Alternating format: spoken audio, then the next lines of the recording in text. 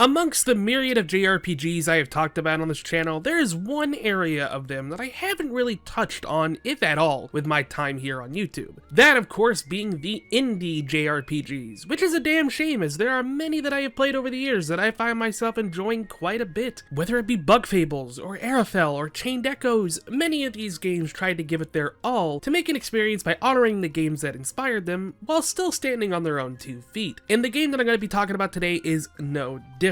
For today, I want to talk about Quartet, an indie JRPG that originally came out on Steam in August of 2025, so just a little over a couple of months ago. And while I did purchase it day one and played a bit of it, I am sad to say that I never got around to finishing it. While there are a ton of reasons behind that, one of those factors was that I knew Quartet was a game I would enjoy on a home console for whatever reason that may be, specifically something like the Nintendo Switch. And luckily, that wish can finally be fulfilled, as Quartet will be available on the Switch as of May 12th, which I couldn't be more excited for. However, you're probably watching this video and noticing that I am currently playing this on said console. Well, that's because I want to give a special shout out to the team over at Something Classic for providing me with an early copy of the Nintendo Switch build for me to play through. I sunk many hours in the last few days, and today I want to talk about what makes this game stand out from the other games that I played this year, and why I think you shouldn't miss out on this game no matter the platform. Quartet's story begins with 4 introductory chapters, each with their own main characters, as well as the supporting cast that you'll meet along the way. An aspect of JRPGs that I wish we could see a lot more of is seeing a character select screen like this really reminds me of games like Saga Frontier, or the way that each character's chapters all start to intertwine with each other feels like something I would see out of Wild Arms, and I think they are a blast to go through. I won't go into too much since I want to keep this video on the spoiler-free side, but all I could say is the build-up and payoff to all of these characters coming together is something that I'm very happy they managed to pull off, especially with some of the twists and turns that happen. It's very good, which I think helps with the very charming and sometimes hysterical writing. A few of my personal favorite characters of the cast are Ben and Agatha, as well as Alexandra and even Cordelia, like myself a badass mage. Oh, and of course, I can't forget about Yuna the hippo.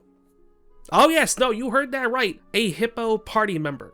I mean, what can I say? The game is peak. When the game is peak, the game is peak. And while this does sound silly on the surface, I think all of these characters all have wonderful moments that really lets them stand out from each other while still feeling like they all belong to the same group. Like I mentioned before, some of the major plot points of the story just had me on the edge of my seat. It's truly something else. I knew the plot would be good, but there are a lot of moments that I just didn't see coming or just kept going, wait a minute, they're gonna do that? Like, it's a lot of fun to go through, trust me. But where I think Quartet shines is its battle system. Unsurprisingly, this is a turn-based RPG, meaning you get all your good stuff like the enemies being in the center of the screen, a turn order that tells you who's acting next, and of course your main battle party. But this is a game that also has a playable cast of 8 characters, and luckily, I think Quartet does one of the smartest things you could ever do for this type of battle system. Much like Final Fantasy X, you have the ability to swap in a reserve party member, and as you do, they are free to take their turn the minute they hit the field. And while a party member is in a reserve slot, they will begin to reveal their AP gauge, which is what you use in order to activate skills and spells. Which means, if you need a character to get some resources back and you just don't want to defend the whole time, you can easily swap them out until you see a tiny little pop-up that tells you they're back to max, which means that they're just ready to go back into the fray. And I think this mainly works because of how diverse the cast is in battle. Now don't get me wrong, a lot of them have very similar things about them. They all have the one element they mainly prioritize, with some exceptions, and all fit a certain role. You have your mages, you have your physical hitters, you have your supports and your debuffs and all that good stuff. But at the same time, it's because of these similarities that make it easy to swap into someone and not feel like you're missing a huge chunk of what makes your team comp good, which is very rare in some of these games that I play, and the fact that every one of them earns the same amount of EXP at the end of battle is also a godsend. I am very happy to see that we have left the days of split EXP in the past. The game's presentation as well is also very nice. While I won't lie, it did take me a bit of time to get used to how zoomed in the game felt, but once I did, I appreciated a lot of the environment and its character models as well. Loved walking around towns and talking to NPCs and seeing all the tiny bits of dialogue, many of which reflected the chapter that you were in, which is something that I always appreciate about the genre. And I mean, to no one's surprise, the music is also just a really good time. There's quite a few tracks I still hum off the top of my head after playing, but most of them are found in the later half of the game games, so you'll have to hear them for yourself to hear what I'm talking about, but I promise you, it's a very good time. And like I said, the towns, the cities, the dungeons, they all look very good, and I think the environment stuff really helps build that world that we love. Also, it's got a world map.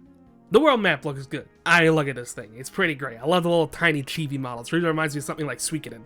If I haven't made it clear by now, Quartet is a game you shouldn't sleep on. I never once felt bored in the almost 20 hours I've sunk into it so far. And now that it'll be available on the Nintendo Switch, I think it's a perfect time to just be picking it up. I've been playing it on my Switch too, and I've had absolutely no issues with it, and I've been having a great time. It's a good time whether you're playing dock or handheld. If I had taken the time to play this last year, I could easily see it being a Game of the Year contender for me. It's a game that you don't want to miss out on. And once again, special thanks to the folks over at Something Classic for sending me an early copy to talk to you all about today. Let me know if you decide to give it a go. I promise you won't be disappointed, and honestly, I might just play it again once I finish it. It's pretty short, like only 20 or so hours, a little bit more. It's a good time. Go play Quartet.